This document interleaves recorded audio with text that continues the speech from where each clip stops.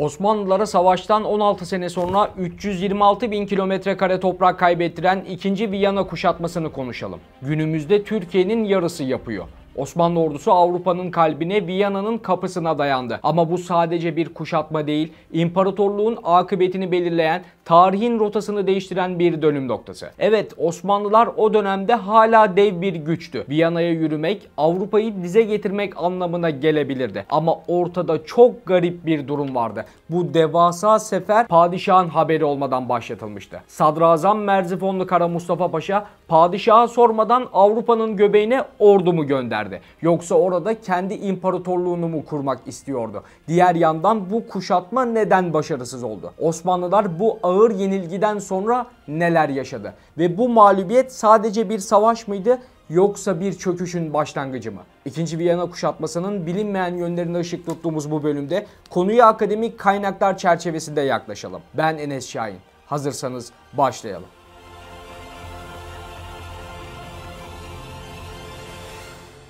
2. Viyana kuşatması 1683'te gerçekleşti. Halil İnalcık'a göre bu dönemde Osmanlılar 5,2 milyon kilometre kare genişliğe sahipti. Yani bugün Avrupa Birliği'nin 10 katı, Türkiye'nin 6,5 katı ve ABD'nin yaklaşık %60'ı kadar bir alana eşdeğerdi. Avrupa'da Balkanların tamamı, Ege Adaları, Romanya'nın güneyi, Asya'da Anadolu, Irak, Suriye, Hicaz ve Kafkasya'nın güneyi, Afrika'da Mısır, Libya, Tunus, Cezayir ve Sudan'ın kuzeyine sahipti. Osmanlılar doğu, batı ve güney stratejileriyle yayılmacı politika uygulayarak farklı kıtalara yayılmayı başardılar. Özellikle batıya açılan kapı Tuna Nehri hattıydı. Osmanlı orduları bu hat üzerinden ilerledi ve şehirleri düşürdü. Bükreş, Belgrad ve Budapeşte. Sırada Viyana bölgesi vardı ama işte tam orada tarih bambaşka bir yöne saptı ve şimdi o anı konuşmaya başlıyoruz.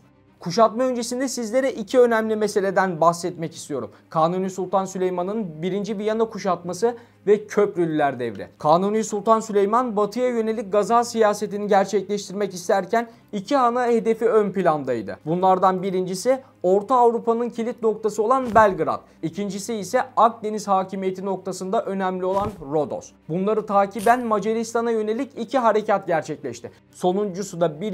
Viyana seferi oldu. 1529'da gerçekleşti. Osmanlı İmparatorluğu, Kutsal Roma İmparatorluğu'nun önemli bir stratejik noktası olan Viyana şehrini ele geçirmek istedi. Ancak kuşatma kaldırıldı. Osmanlı ordusu Viyana'yı alamadan ilk Budin'e döndü, sonra İstanbul'a. Diğer yandan Osmanlı tarihinde önemli bir dönem var. Köprülüler devri. Peki bu dönem nasıl başladı? Tabi 17. yüzyıl imparatorluğun en geniş sınırlarına ulaştığı ve ilk defa büyük toprak kayıpları yaşadığı bir devir. Yüzyılın başından itibaren saraydan müdahalelerle sık sık yaşanan sadrazam değişiklikleri merkezi idareyi zayıflattı. Boynueğri Mehmet Paşa Köprülülerden önce görevden alınan son isim. Gelelim Kadınlar Saltanatı adı verilen dönemin son temsilcisi Valide Turhan Sultan'a. Mimar Kasım Ağa kendisine bir isim getiriyor. Benim çok yakınım olan ve bu işlerden anlayan birisi var. Köprülü Mehmet diyor. Turhan Sultan bu öneriyi kabul ediyor. Ancak Köprülü Mehmet binlerce insanın sadrazamlık için 40 takla atacağı yerde Valide Turhan Sultan'a şartlar sunuyor. Şartlar ise şunlar: huzura sunulan her telhisin ve önerinin uygulanması, en küçük rütbeden ve en büyük rütbeye kadar tayinlere karışılmaması, yetkilerinin sınırlandırılmaması, kendisini sevmeyenlerin sözlerine önem verilmemesi.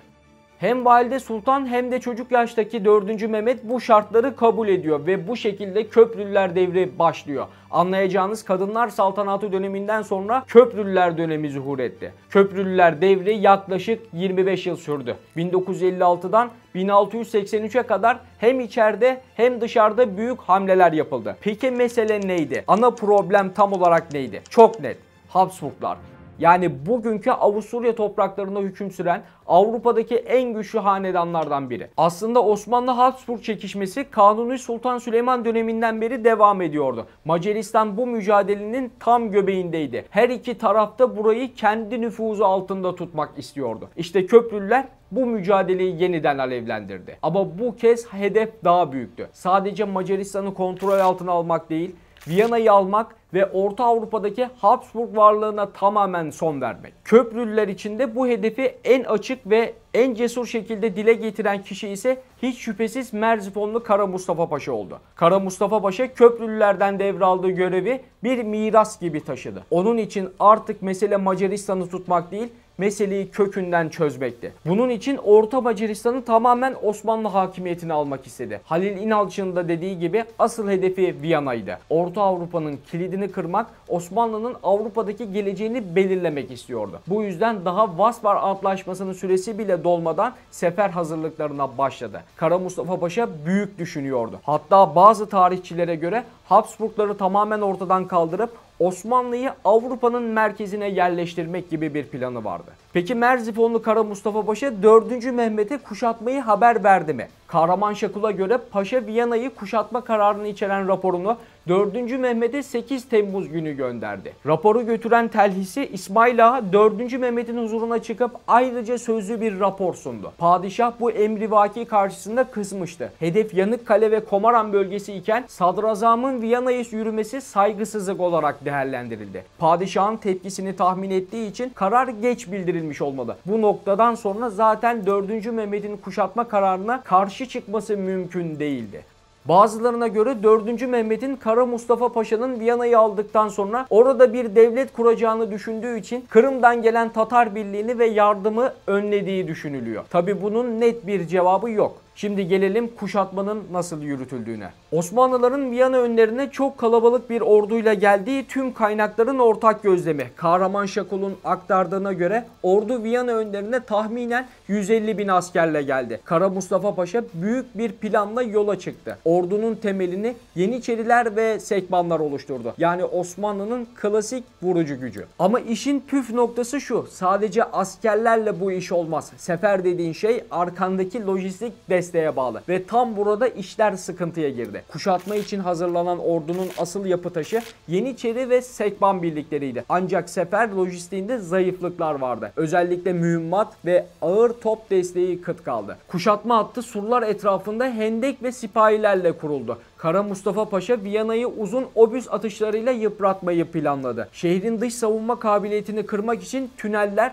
topçu bataryaları yaygın bir şekilde kullanıldı. Ancak Avusturya savunmasının komutanı Starhemberg'in kararlı tutumu ve halkın direnci kuşatmanın açılmasına izin vermedi. Osmanlı ordusu Kırım Hanı tarafından gönderilen Tatar süvarilerini kuvvetin hafif kanadı olarak kullandı. Bu birlikler kuşatma çevresindeki baskın ve keşif görevlerinde yer aldı. Diğer yandan Kırım Tatarları ile Osmanlı merkezi arasında maaş, ganimet paylaşımı ve komuta hiyerarşisinde anlaşmazlıklar baş gösterdi. Bu da Tatarların seferden kısmen geri çekilmesine neden oldu. Tatarlar moral kaybına uğradı. Görevlerinde tam olarak icabet etmediler. Bu da kuşatma hattının kuzey ve doğu kanatlarında zayıflık oluşturdu. Kuşatma süresince erzak, mühimmet ve ağır toplar yeterli düzeyde desteklenemedi. Aynı zamanda Halil İnalcık'a göre Kara Mustafa Paşa'nın kuşatma planındaki tünel ve batarya sistemlerinin yeterince etkili işlemediği bariz belli. Hani kuşatmayı uzun vadeye yaymak istiyorsunuz ya, işte o zaman sağlam topçu desteğinin olması gerek. Ama Osmanlı ordusu bu konuda yetersiz kalıyor. Kuşatma hattı klasik usulde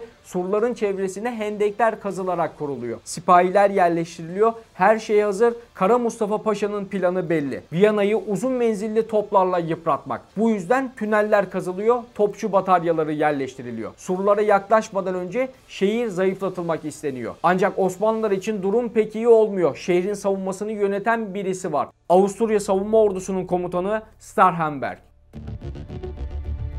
Kendisi gerçekten taş gibi bir direniş sergiliyor. Halkı da örgütlüyor. Savunma hattını öyle bir kuruyorlar ki Osmanlı'nın tüm yıpratma çabaları boşa gidiyor. Ama bu işbirliği de beklenen gibi olmuyor. Bu konularda ciddi bir anlaşmazlık çıkıyor. Kırım süvarileri de sonuçta savaş motivasyonunu kaybediyor, moral çöküyor. Geri çekilmeye başlıyorlar ve bu Osmanlı'nın belini büküyor. Çünkü ordunun kuzey ve doğu kanatları açıkta kalıyor. Ordu merkezinin çevresi zayıflıyor, esnek manevra kabiliyeti kalmıyor. Bir nevi kuşatmayı yapan kuşatılmış hale geliyor. Üstüne üstlük içeriden de işler kötü. Lojistik destek çok zayıf. Ne yeterli erzak var ne de mühimmat. Toplar zaten yetersiz. Kara Mustafa Paşa'nın o büyük planı tünellerle şehri çökertmek, toplarla yıpratmak kağıt üstünde güzel ama sahada işlemiyor. Halil İnalcık da özellikle buraya dikkat çekiyor. Diyor ki bu tünel kazma işleri, batarya yerleşimleri yeterince etkili değil. Yani taktik doğru olabilir ama uygulama zayıf. Aslında her şey bunun özeti. Plan büyük ama detaylarda gedikler var. Kısacası Osmanlı'nın Viyana önünde kurduğu dev ordu topyekün bir organizasyon sıkıntısının içinde boğuluyor. Lojistik yetersiz, müttefiklerle sorunlu, taktikler yarım kalmış. Ve tüm bunların üzerine bir de Avrupa'nın birleşip müdahale etmesiyle felaket geliyor zaten.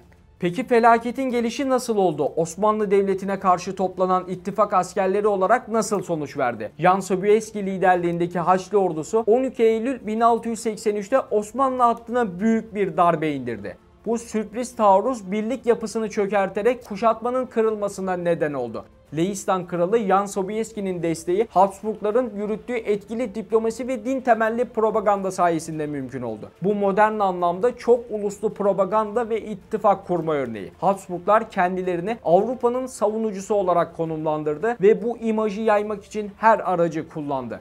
Viyana önünde Türk gücüne onarılmaz bir darbe vuran Avusturya karşı saldırıya geçti. Avusturya kuşatması sırasında savunma Polonya kralı Jan Sobieski kuşatmanın kaderini değiştiren en kritik figürdü. Avusturya şehrin direncini sürdürürken Polonya'nın ani gelmesi Osmanlı hattında beklenmeyen bir güç üstünlüğü kurdu.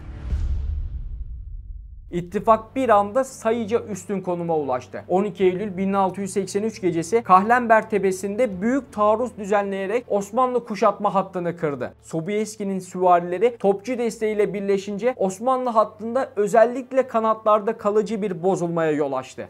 Venedik Cumhuriyeti ve Papalık ekonomik ve moral desteğiyle ittifaka katkı sağladı. Bazı Avrupalı devletler ve Kutsal Roma İmparatorluğu da bu ittifaka katılarak Osmanlı'ya karşı cephe aldı. Genel olarak Osmanlı'nın 2. Viyana'da kaybetmesinin temelinde hem iç lojistik ve komuta zafiyetleri vardı hem de zamanında kurulmuş birleşik bir Haçlı İttifakı'nın stratejik etkisi var. Sobieski liderliğindeki Polonya ve diğer Avrupa güçlerinin birleşik saldırısı Osmanlı planlarının tümünü çökerterek bir dönüm noktasına yol açtı. Osmanlılar 2. Viyana kuşatmasında başarısız olduktan sonra yavaş yavaş batıdan çekildiler. 1699'da Karlofça Antlaşması'yla 326.000 km² toprak kaybedildi. Birçok tarihçi için bu kuşatma Osmanlıların Avrupa'da nüfuzunu kıran olay. Adeta bir dönüm noktası. Ben de sizlere bu konuyu akademik kaynaklardan derlemeler yaparak anlattım. Anlattığım konuyla alakalı sizler neler düşünüyorsunuz? Yorumlarda tartışabiliriz. Bu tarzda daha fazla içerik için GZT'ye abone olmayı ve katılmayı unutmayın. İzlediğiniz için teşekkür ederim. Diğer videolarda görüşmek üzere.